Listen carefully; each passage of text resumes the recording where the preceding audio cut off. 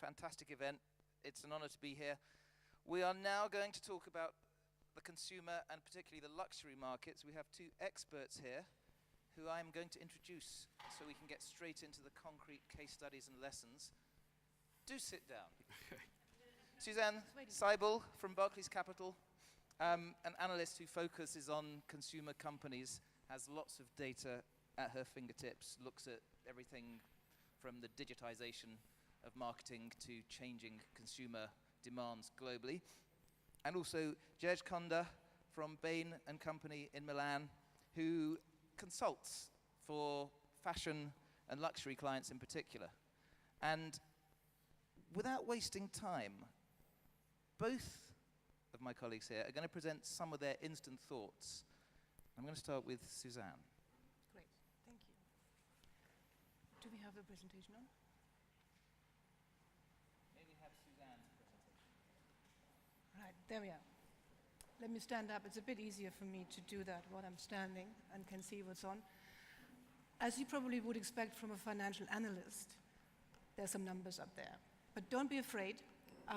It's not too theoretical.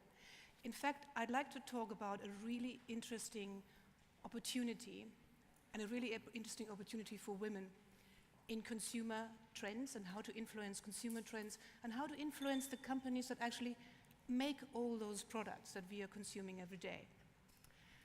Talking about consumer trends, global recovery is sort of going in the right direction, but as you can see in the developed markets, it really is still lackluster. That, for some reason, also affects the consumer companies, the companies that make those products, and they really are trying to find out how to generate growth. It's very important for them to generate growth in order to fund their business. Now, why are consumers not consuming? This is data from a Nielsen survey that was out very recently, and it was done amongst consumers that are using the internet, not entirely for shopping, but that are using the internet for shopping.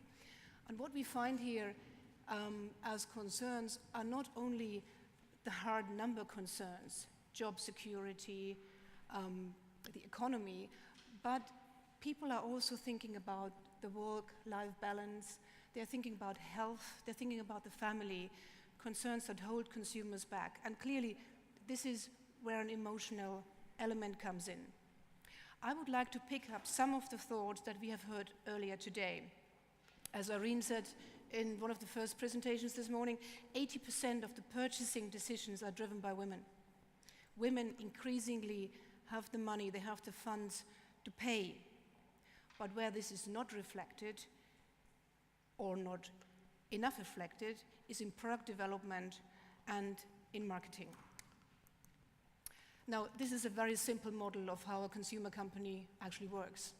You see the sales growth, you see that generating margins, generating cash flow, and the cash flow is used then to be reinvested in the business or to be given to shareholders. The important thing I'd like to talk about today is product and marketing, because this is really where we have a disconnect. It is very much the women who make the decisions what to buy and where to buy. But the development of the products, and very often the marketing, is not driven by women. And I think this is where there is a major opportunity. Some of the companies are bringing their marketing closer to the consumer. So this is an appealing ad, I think, because it is not about celebrity, because it is about you and me and how our problems look like on a daily basis. I do think that we need to see more of that, and importantly, we need to be more involved in marketing. Now, here I've got an example of a very conventional marketing, KitKat, a product we all know every day. On the other side, we have the Facebook webpage of KitKat. And this is really where digital marketing starts to play a role. Digital marketing brings the consumer in, it brings the consumer's opinion in, it asks the consumers for their opinions, and this is where consumers can voice their ideas, where they can voice their concerns, where they have a say of what they like and what they don't like. And this is really an opportunity for all of us to influence how marketing is going forward and how products are developed, what you want. So consumers do have more of an influence. This is another ad that I thought was going in that direction where consumers actually take the initiative. But more importantly, I think where consumers can have, through marketing, an influence on the products themselves is on sustainability. You and I vote through our purchases for what is produced and for how it is marketed. And as Kasper Rohrstedt said in his speech, it is his role as a CEO to drive change from the top. I would say, and I would ask you all, to drive the change from the bottom through taking part in digital marketing and through letting those companies know what you want and what we need. Thanks, Susanne. So this idea of consumer-centric product development, I mean, what does a brand need to do? If there are companies here who want to involve the consumer more, are we talking about putting a problem out to the internet and seeing if people can solve it through open innovation? Yeah. I think there are many, many examples now where consumers actually take the initiative and they increasingly ask for products that are green, that are environment friendly, that are recyclable. Consumers need to be heard, and I think it is time that consumers actually stand up and say what they want. That, not only everyday products, but that there are also development of products that are spanning, that have longer life cycles, that are tying in generations, that are not just for immediate consumption, take and throw away, but that are for much more, for consumers that are much more aware, and women in general are. Women in general are much more holistic about their purchasing decisions. So which brands are you saying that are listening to the consumers in a very effective way? Which specific examples? We have got some specific examples here, cars. As pointed out by Irene this morning, it's the ladies very often who take the initiative to buy the car and who make the decision. They're very well informed and they take their information from the internet, from publicly available sources. If you offer the right products, you as a company, you as an entrepreneur, you will have the audience, but you need to offer what is appealing and is at the forefront of consumers' minds. Thank you, Susanne. Jared, presentation two, please. Here's the box. Okay. So I would like to talk to you about three things today. One is the luxury market and how it is going currently. Two is consumer trends with a particular focus on women, which is obviously for luxury players, the women market is clearly a very important market. And third is how these consumer trends are really changing how companies are organizing themselves to meet the key challenges. So the good news is this is a chart showing the overall value of the luxury market worldwide. And the good news is that in 2010, we actually saw a strong rebound, and somehow the luxury market came out of the crisis stronger than ever. When we look at where this growth is coming from, actually it's coming a little bit from everywhere. So we've seen a growth across all of the regions, Europe, Americas, with the exception of Japan, and then clearly Asia. The bulk of the growth there is clearly mainland China, and we will talk about that in a minute. If we look at the product categories, we see also here on the product categories, everything is growing. But I would like to highlight two aspects, two categories which are particularly doing well. One is the leather goods, or within the accessory set of the leather goods market, and then the hard luxury, which basically is jewelry and watches. What you don't see behind these charts, because we don't really have precise figures, is how much of this market is actually directed at women. And our estimate is that more or less 60% of this market is actually consumed by women. But funnily enough, the remaining 40% is very heavily influenced by women as well. So when men make decisions around how to dress and what to buy, clearly the influence of women is huge, to the extent that actually some of our clients, some of our menswear clients have been dedicating substantial parts of their budgets to targeting media which is specifically directed at women, because that's where the decision is being made. Luckily, men are becoming a little bit more independent over time, but still there is a long way to go. I think another very important thing to highlight is the size of the market. So if we take this market and we actually break it down, not by region, but by single countries, what you can see is the US is really still by far the largest market here.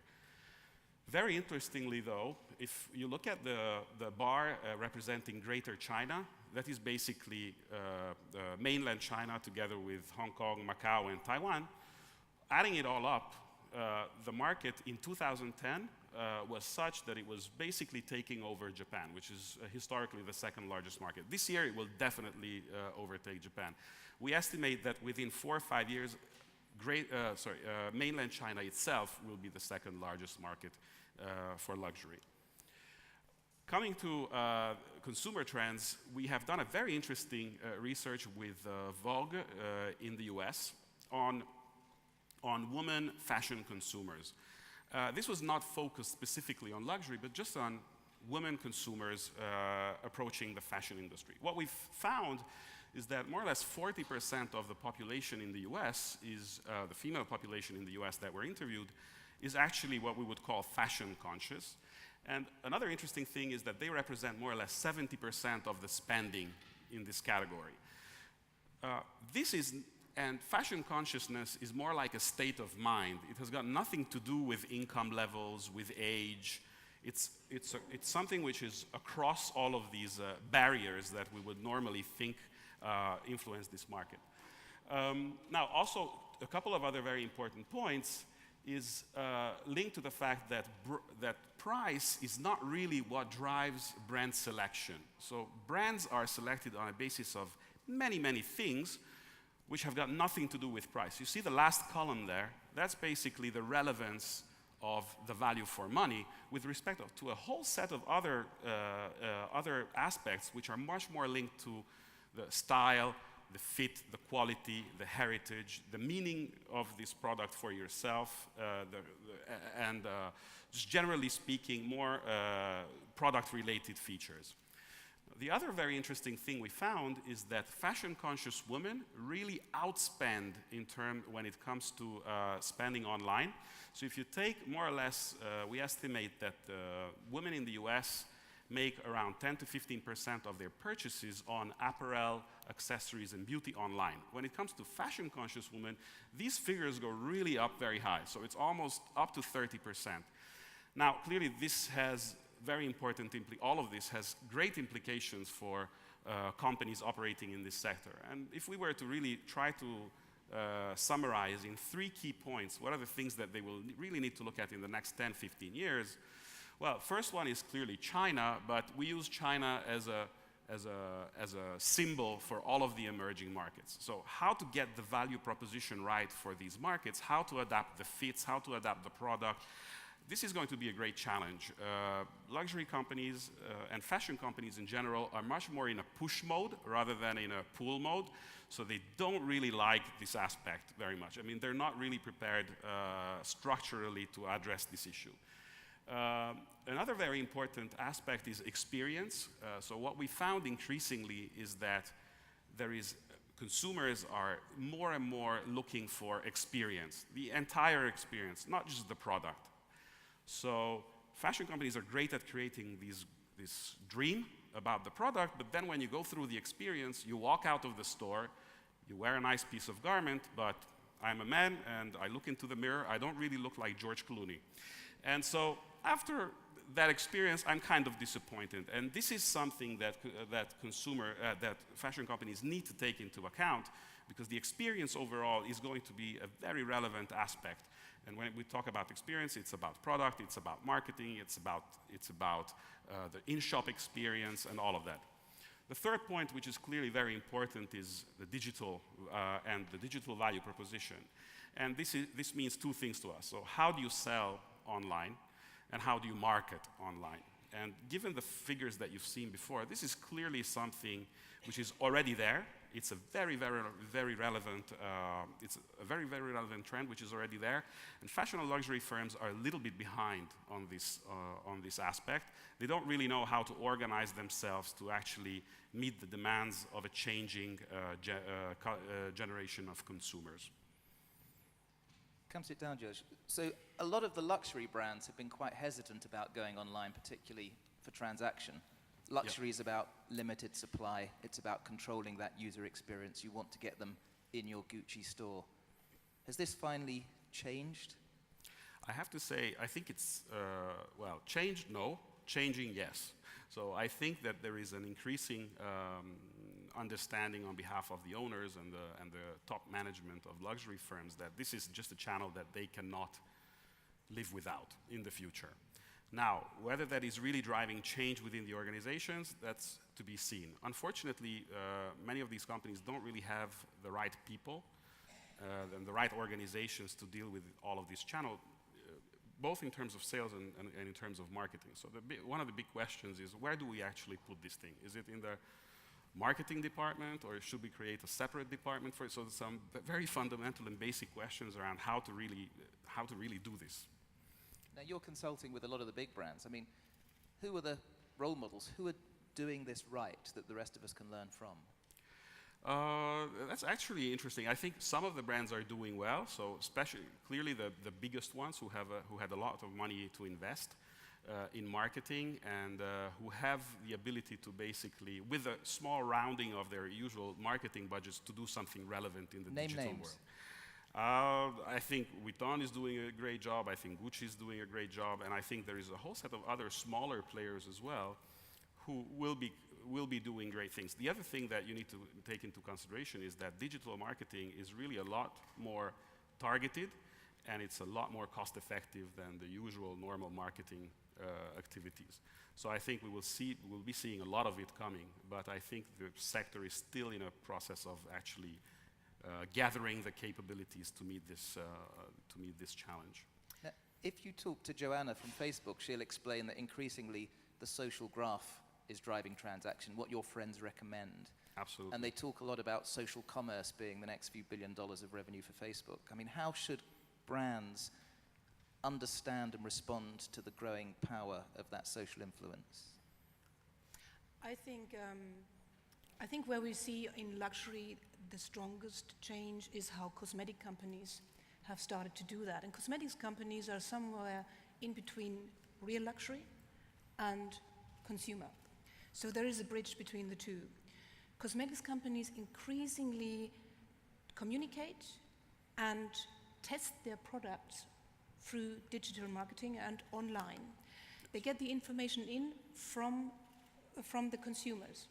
And again, this is a great example how females interact, how they exchange their experience with the product, and how they influence the companies. So it's not the push model, I have a great new lipstick, I have a great new face cream, but what do you expect from a face cream?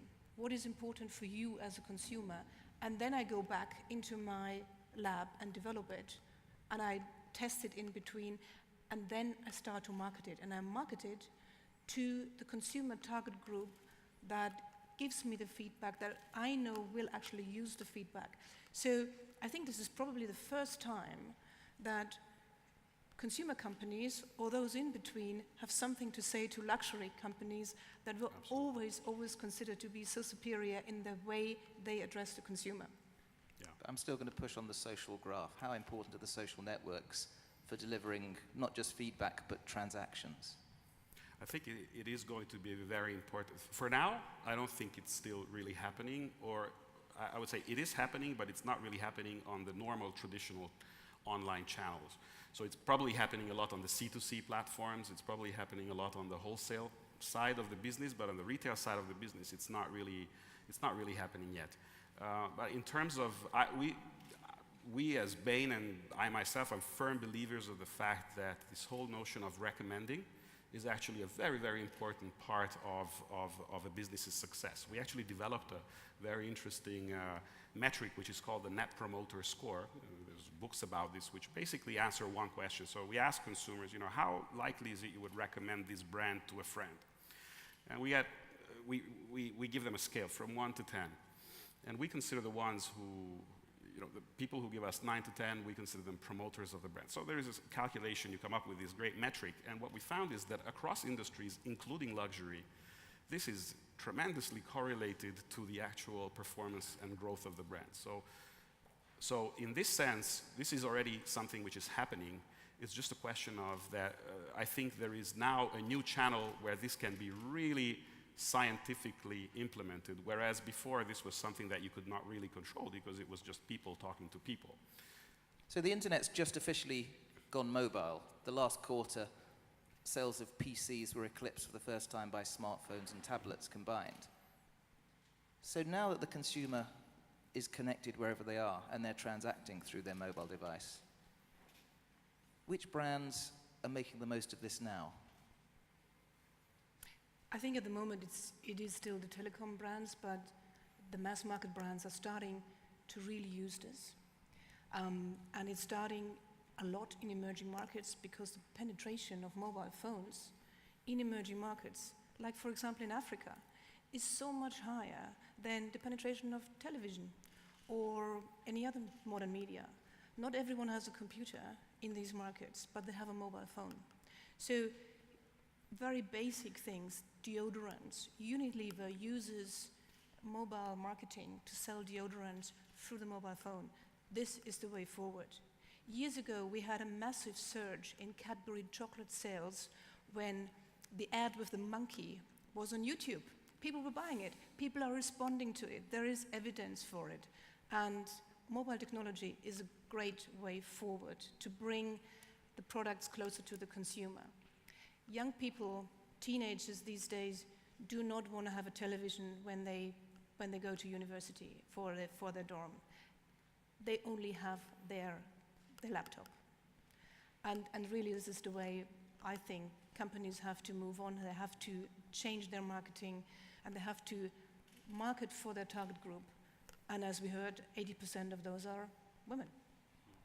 So one of the messages I got from both your presentations was that conversation with consumers has to be much more emotionally driven. You have to sell a product with a sense of meaning. It's no longer just the old 1950s advertiser telling you what's good for you.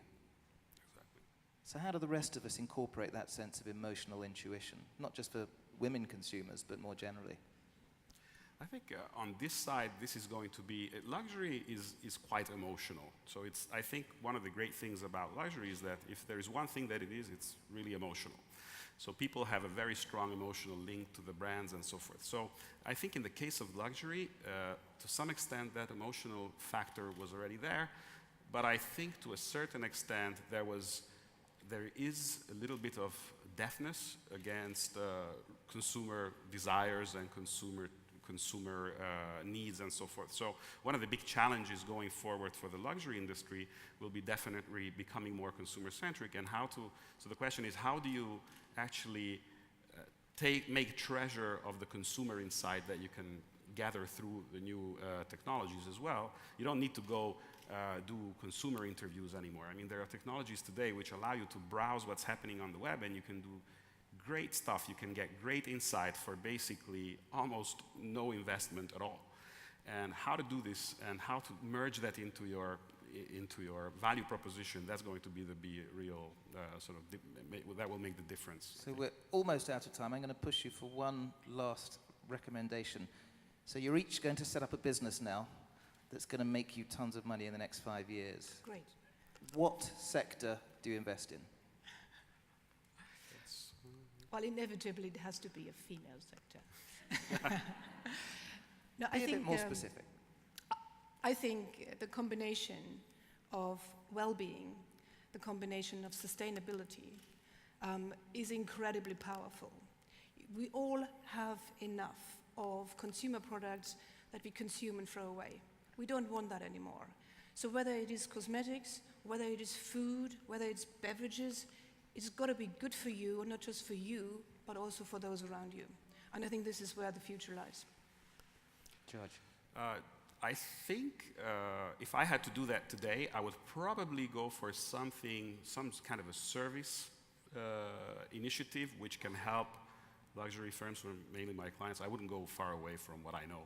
So luxury clients who help them get closer to this whole world of the digital world. And that both for sales, but also in terms of marketing, organizing themselves and so forth. So I think that area, there I definitely see a great potential. So I take out of this, invest in sustainable chocolate-flavored deodorants with a mobile website. Thank you very much.